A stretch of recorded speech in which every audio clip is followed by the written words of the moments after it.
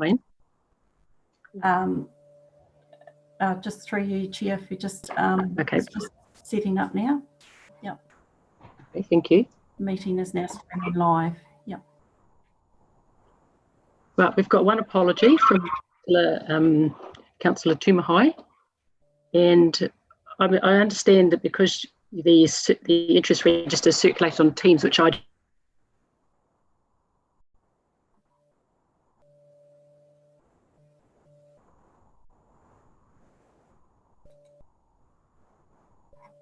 We can't hear you, Rachel.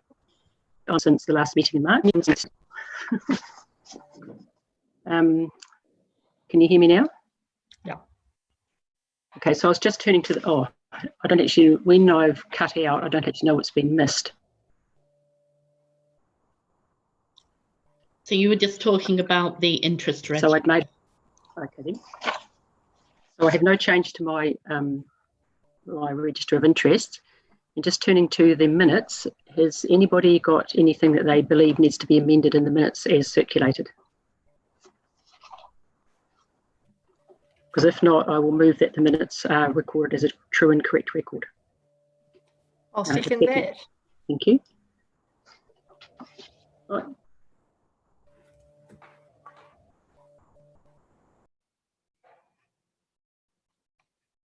Turning to we've actually been included on the agenda risk at the moment, and the other one it's quite clear what the outcome is, so I just thought I'd mention those now. And has anyone got any other matters arising from the minutes that they wish to discuss?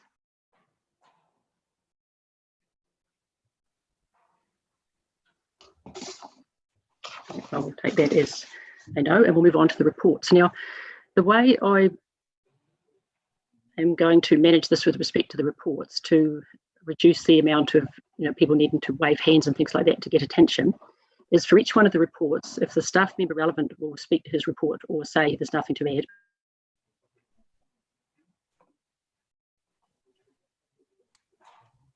because we're taking reports as being read and the agenda sits down to Councillor Neil and so on and so on.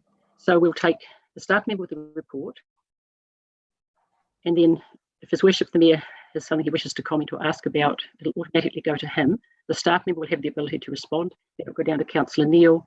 When we've gone around the whole table, then if there's going to be a discussion, we can do it with people waving their hands so I can spot their attention. I just think that's a much more structured way of sure that everybody has the opportunity to comment and reduces the amount of what my experience in Zoom meetings are sort of dipping in and out and that kind of thing. So if we could move to the financial report, and Leslie, if you'd like to make any comments or additions you wish to make with that report. Yes, good afternoon. Through the chair. This report was presented to the council meeting in a summarised form in April. What I did bring to the attention of councillors at that point in time is that the overall forecast looks a little too optimistic to me. The forecast was completed before the COVID situation, so I expect that to actually be looked at and changed over the next month, probably May into June. Finance team are aware of this and they're going to be looking at that. Other than that, since that report was actually written, we did draw down £1 million of short-term cash, and it was Treasury advice from PwC. They suggested that as we were going into lockdown, similar councils were doing the same thing. And it was really just in case we didn't know what the situation would be with cash over that period of time. It's been made fairly clear to us that we still have to meet our financial obligations. So on that advice, we drew down £1 million of short-term debt funding from the local government funding agency, and that is due to be repaid on the 28th of May. Looking at the forecast for the debt, I also feel that may be overstated for the balance at the end of the year. The reason being is because from the CapEx, we haven't actually spent and done the work that we said we would do when that balance was actually forecast. So that will probably, I would say it would be less than that at the year end. I'm just working through that at the moment with finance. Other than that, there's no other changes between that report and now. Have you any issues you wish to raise with the report? Sorry? Oh, I was following the process of giving everyone the opportunity to comment in order that people listed on the agenda, to save everyone going like this all the time. So, if Your Worship, have you any comments? No comment, Madam Chair.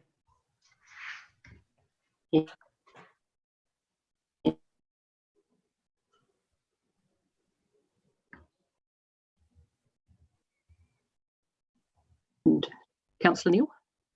No, all good. And the notes were all very explanatory. Thanks.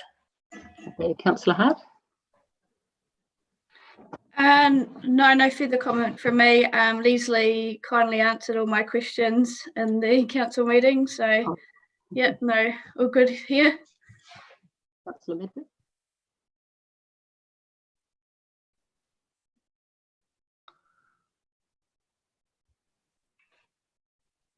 It's hard for me to know, but have you any additional?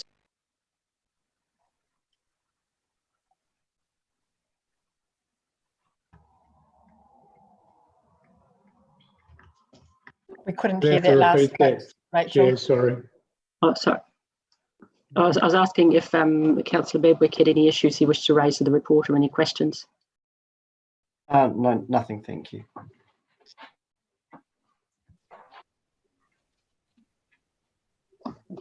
To compliment Council on the quality of your COVID-19 regulations, and I receive a lot of these from a whole range of organisations, and I think that Council has been outstanding in respect to not only the messages they've been delivering, but the format they've been delivered. And a classic example of that and thinking outside the box is the inclusion of the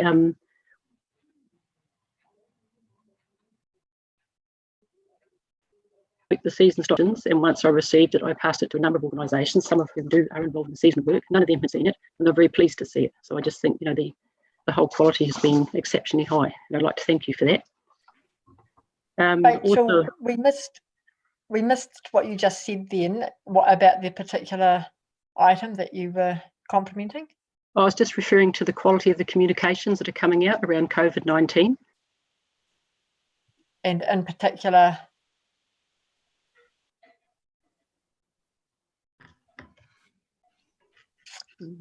you're So frozen the again, seasons.co.nz website.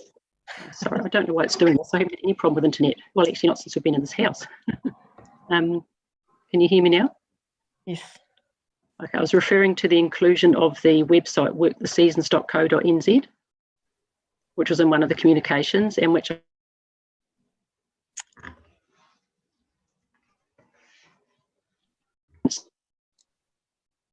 seen some people who were very pleased to see it and know about it. Can't hear me. Perhaps if someone just gives me a signal so I know, because I've got no way of telling from here. Excuse me, Chair. It's maybe worth just turning the video off because it may be causing a massive. We are getting a lot of interruptions, I'm afraid. Okay, well, normally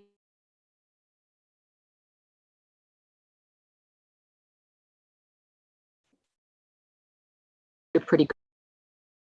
Maybe I've just been really unlucky. Can people hear me? Yes. Okay. So on the finance report, I just had a couple of questions, and actually Leslie's answered 99% of them already.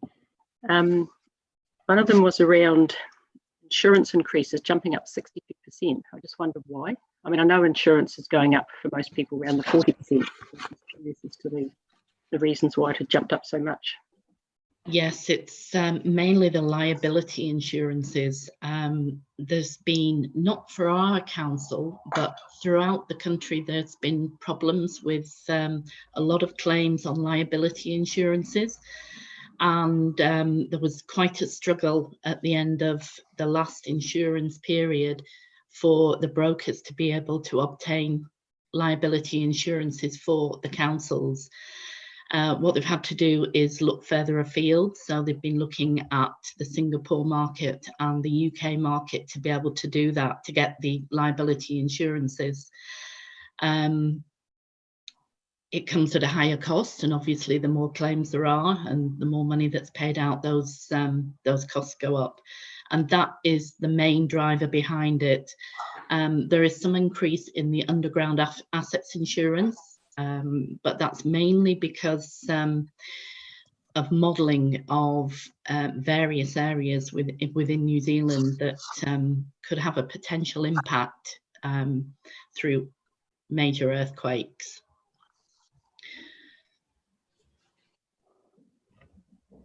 Is that a trend we're expecting to continue? I suspect it probably is. As I said, I know other areas are impacted on with substantial Yes. increases in insurance.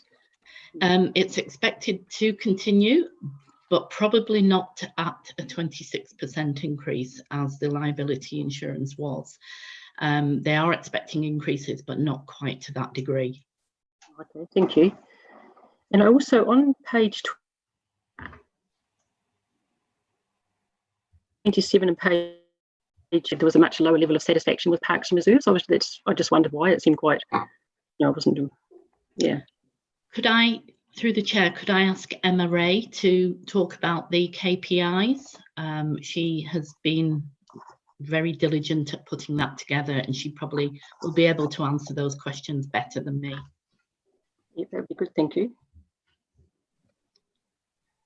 Yes. Good afternoon, everyone. Good afternoon, Madam Chair. Yes, so in the last quarter, we did our residential survey that we do biannually. So the KPI satisfaction ratings have been completed in this quarter, which is quite nice, rather than having them say that we don't have current information. And the report was taken to council at the last council meeting. So councillors have had the opportunity to see what the public had to say about council's services. Generally, I think we're doing reasonably well with KPIs. You will see that there are a few areas where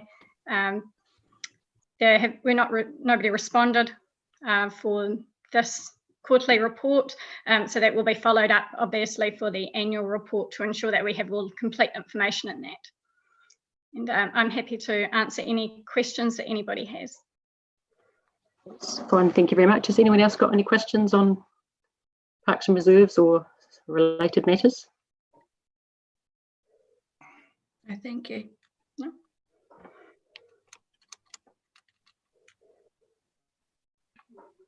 It was also really good to note the 99% level, satisfaction level of the libraries and all the amount of work they've been doing, especially around COVID-19. That was another example, in my opinion, of Westland being at the top end and the A team, so to speak. And the library is a popular community service here, and the manager at the library has been working very hard during this period to ensure that online borrowing is continuing, and working also to promote the skinny jump that has been promoted around the country as well, to assist people getting access to the internet.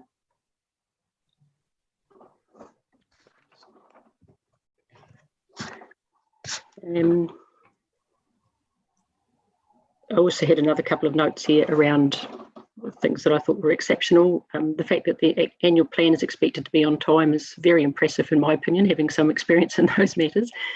And the Westland Safe Community Coalition, with a positive report from Safer Communities New Zealand. There was a whole range of things all through, which obviously I'm not going to talk about for the next 2 hours, which just showed to me an exceptional performance, and at the moment under very difficult operating circumstances. If there's no further comment on the report, I'd like to move that we receive the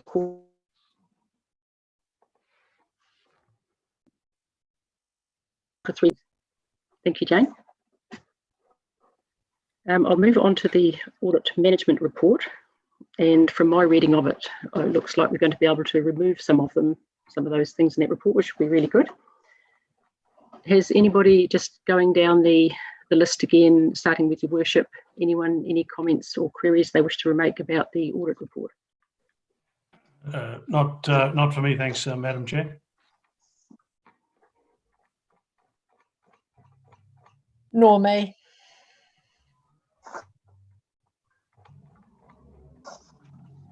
Could I just make a Absolutely. comment, please?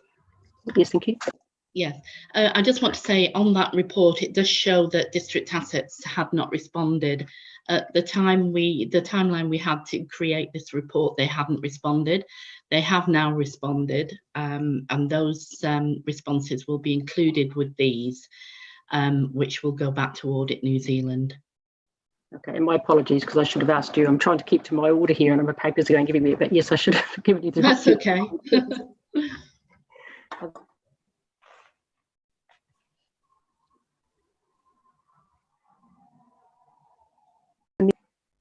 Councillor Hart and No, Councillor Medwick.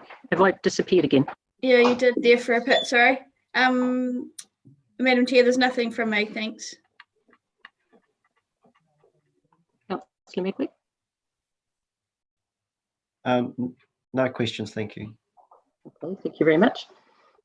In that case, I will move that we receive the update on the audit recommendations for the year ended 30th of June 2019.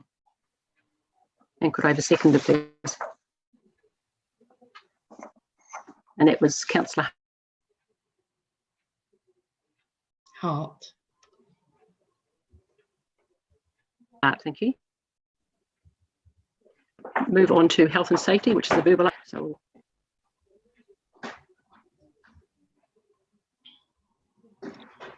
did that disappear as well? Waiting for a verbal update on health and safety. Tiara Cook will be making that update. Oh God, thank you.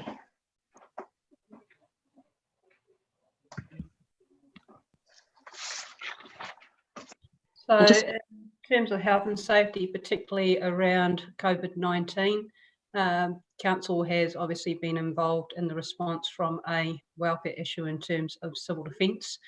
To ensure safety of personnel and staff for that, we've ensured that no one has actually physically been in the building. It's all been set up remotely in terms of responding via the Household Goods and Services Welfare Helpline, and myself being as primary contact through all of those processes. So we've ensured we've maintained distancing. Where there's been a need to be in the office at any time, then we've just made sure that basically it's myself, maybe one other, and that's more been in terms of setting up appropriate systems for making sure that we're linking with other agencies and organisations. In terms of health and safety as a whole for the organisation, we've made sure that we've got appropriate equipment in place in terms of PPE, particularly with the move to Alert Level 3, which saw the re-engagement of the construction industry as such, which has meant that we have some of our team at work, particularly building control, out doing inspections. So we have guidelines in place which have been adopted by the executive leadership team to make sure they're following good safety, wellbeing practices when on site and minimising risk of any exposure to themselves.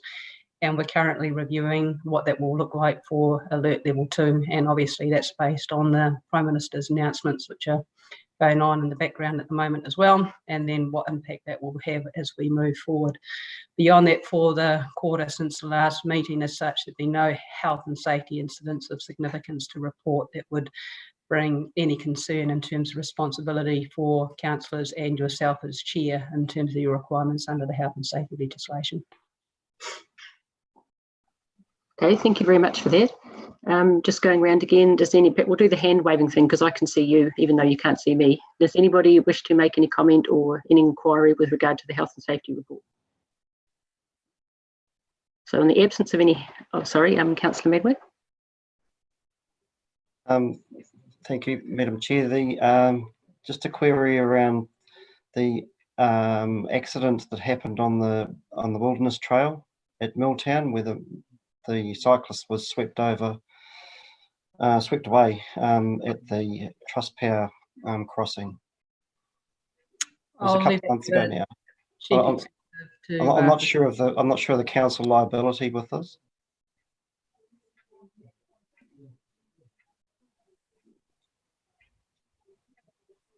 The Chief Executive should speak to that and will need to unmute. Yes, through the chair. We have done a full review of that incident. There are proposed recommendations and fixes to that. This was just prior to COVID. And then obviously we closed part, we haven't closed part of the trail, but we have recommended no travel up through that area. Some of those aspects include capital items to add additional signage, etc. In terms of liability, that's a difficult question to actually answer because there was fair signing up there that does advise the rider of the hazards of the area. They chose to ignore that. We can't make every part of the trail incident free. There are risks that are, I suppose, inherent in all cycleways that we have to acknowledge and the rider also has to acknowledge. But we do have a full review. It hasn't been finalised in a formal written report yet, but that process is still underway. Okay. That's your question, Councillor. Any further questions, Councillor? So through the chair, the okay, I'll look forward to seeing that report into that incident, but because this was that particular crossing was known to be a risk at times. I understand. So and that area of the Wilderness Trail being so close to the Southern Alps is an area that's prone to sudden cloudbursts and therefore flash flooding. And I'm not sure that signs are really just enough. But however, I guess we need to wait for the report to get the full facts of what happened. Thank you. Okay, thank you. Any other queries and any other matters? In which case, I will move that we receive the verbal report of on health safety. I have a seconder, please. Did anyone hear? Oh, I'm never sure if people have heard me. That's the problem. Thank you, Your Worship. And I just need to recap on who seconded the moving of the apology. So when I moved the apology, I'm not sure we actually captured who seconded that. So I'd just like if we could restate who the seconder was, please, with myself being the mover. I'm happy to second it. Thank you, Councillor Neal. Right, we're now going to, I'm now going to move that we move into the public excluded section of the meeting, and we now are going to have a 2-minute break while the meeting, the live streaming ceases. So, thank you.